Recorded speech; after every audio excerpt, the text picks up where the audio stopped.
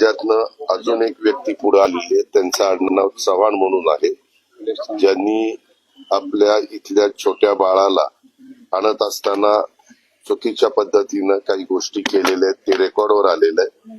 त्यांच्याबद्दल पण टीम पाठवल्यात. काल टीम पहिल्या 3 होत्या, आम्ही वाढवायला सांगितल्या.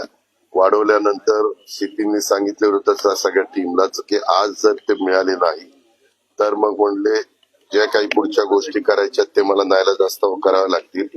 आणि मग सगळ्या वेगवेगळ्या जे फोन आहेत ते फोन बदलत होते असं पोलिसांचं म्हणणं.